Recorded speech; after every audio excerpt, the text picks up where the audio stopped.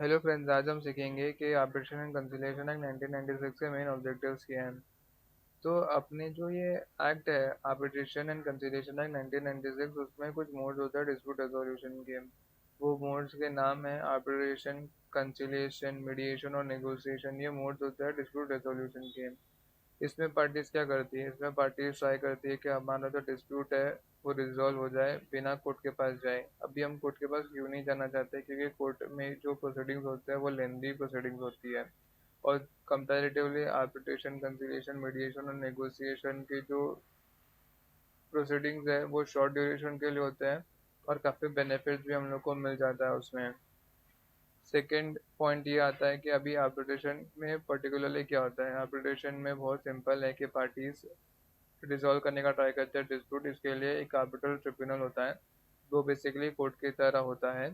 और वहाँ पे जाके पार्टीज अपना डिस्प्यूट सबमिट कर देती है। अभी वो सबमिट क्यों करते हैं अपन, क्योंकि अपने में ओरल अंडरस्टैंडिंग है, या तो एक अग्रीमेंट में क्लॉज लिखा हुआ है आर्बिट्रेशन का, या तो एक आर्बिट्रेशन अग्रीमेंट अपन ने आपस में किया हुआ है।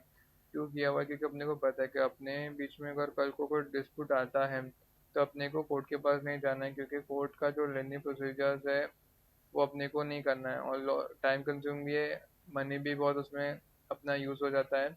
इसलिए अच्छा अपन क्या करेंगे, अपन आर्बिट्रेशन में जाएंगे, जो भी रहेगा अमिकेबल मैनर में डिस्प्यूट रिजॉल्व करने का ट्राई करेंगे। अमिकेबल अमिकेबल मतलब फ्रेंडली मैनर में अपन डिस्प्यूट रिजॉल्व करने का ट्राई करेंगे। तो अभी अपन ने अपना सबमिट कर दिया डिस्प्यूट किसको, आर्बिट्रल ट्रिब्यूनल को। अभी आर्बिट्रल ट्रिब्यूनल क्या करेगा, आर्बिट्रल ट्रिब्यूनल एजुडिकेट करेगा मैटर को और अपना अवार्ड दे देगा। अवार्ड क्या होता है, एक ऑर्डर की तरह होता है। जैसे कोर्ट का ऑर्डर होता है वैसे आर्बिट्रल ट्रिब्यूनल का अवार्ड होता है। अभी वो अवार्ड क्या होता है, बाइंडिंग होता है दोनों पार्टीज के ऊपर, और डिक्री की तरह अपन उसको एनफोर्स भी करा सकते हैं। एनफोर्स कराने का मतलब क्या हो गया, कि सपोज अगर दो पार्टीज में आर्बिट्रल ट्रिब्यूनल ने अवार्ड दिया हुआ है और एक पार्टी मान नहीं रही है भले अवार्ड दिया हुआ है, तो दूसरी पार्टी क्या कर सकती है, दूसरी पार्टी ये आर्बिट्रल ट्रिब्यूनल कोर्ट के पास जाएंगे, बोलेंगे कि ये पार्टी ने हमारे को अग्री किया था कि आर्बिट्रल ट्रिब्यूनल का अवार्ड वो मानेगा, बट ही इज़ नॉट, अभी वो नहीं मान रहा है। तो फिर कोर्ट उसको ऑर्डर दे देगा और फिर वो इन्फोर्स होएगा और उसको ज़बरदस्ती वो चीज़ माननी पड़ेगी जो अवार्ड में लिखी गई है।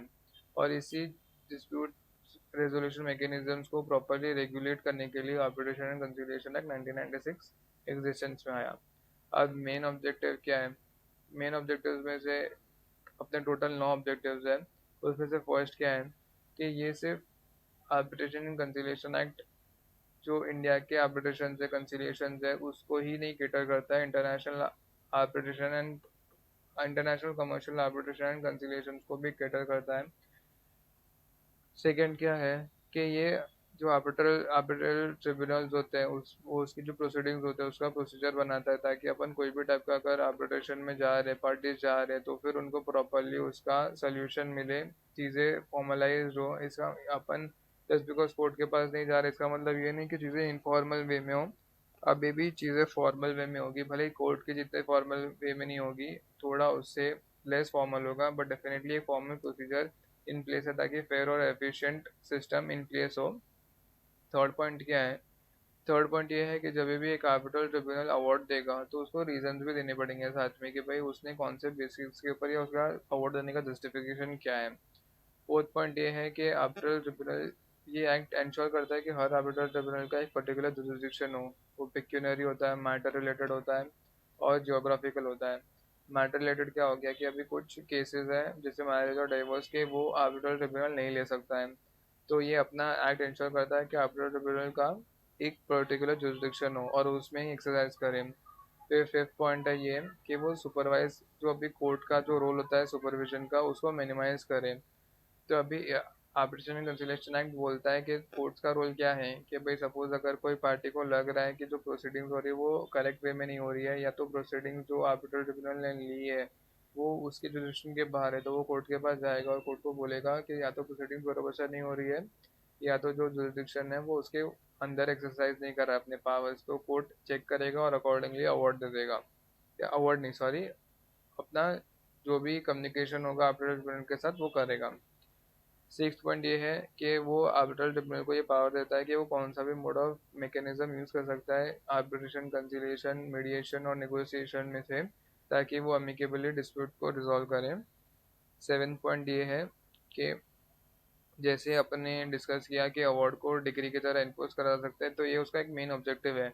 अभी आर्बिट्रल अवार्ड को अगर किसी ने आर्बिट्रल ट्रिब्यूनल ने दिया और फिर वो कोई भी पार्टीज मान ही नहीं रही है, तो इसका कोई सेंस नहीं बनेगा। इसलिए उसको अपन ने पावर दिया हुआ है कोर्ट को भी कि अगर कोई पार्टी मान नहीं रही है तो अपन उसको डिग्री ऑफ द कोर्ट की तरह इन्फोर्स करा सकते हैं। और जैसे अपना अवार्ड होता है वैसे एक सेटलमेंट अग्रीमेंट होता है। सेटलमेंट अग्रीमेंट कंसिलिएशन में होता है। तो बेसिकली आर्बिट्रेशन में अवार्ड होता है और सेटलमेंट में कंसिलिएशन में सेटलमेंट अग्रीमेंट होता है। तो सेटलमेंट अग्रीमेंट को भी वही स्टेटस मिला है जो कि आर्बिट्रल अवार्ड को मिला है, जो एक डिग्री ऑफ द कोर्ट की तरह है। तो बेसिकली अगर कोई भी पार्टी कंसिलिएशन के लिए जा रही है और वो लोग ने आपस में सेटलमेंट अग्रीमेंट अग्री किया है, तो वो एक अवार्ड की तरह और एक डिग्री की तरह इन्फोर्सेबल है एक दूसरे के सामने।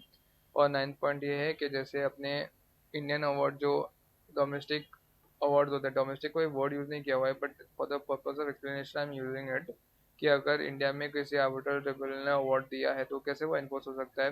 वैसे ही दो कन्वेंशन है, एक है जिनेवा कन्वेंशन और दूसरा है न्यूयॉर्क कन्वेंशन। मैं लिख देता हूँ, एक है जिनेवा कन्वेंशन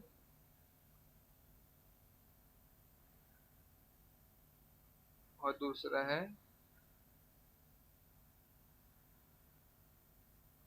न्यूयॉर्क कन्वेंशन।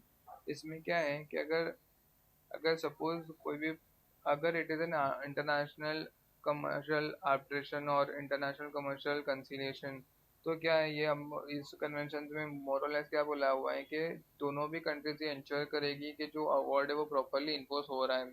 ऐसा नहीं कि दोनों में से एक ही कंट्री अपना पूरा पावर लगा रही है अवार्ड को इन्फोर्स कराने के लिए और दूसरी कंट्री को कुछ नहीं कर रही है। तो बेसिकली म्यूचुअल अग्रीमेंट है बिटवीन कंट्रीज के, दोनों कंट्रीज अगर कुछ कंडीशन सेटिस्फाई होती है तो दोनों कंट्रीज ये इंश्योर करे कि जो भी अवार्ड्स है वो प्रॉपरली इन्फोर्स हो रहे हैं। और इन्हीं मेन ऑब्जेक्टिव्स के साथ आर्बिट्रेशन एंड कंसिलिएशन एक्ट 1996 को अपन ने इन्फोर्स किया है।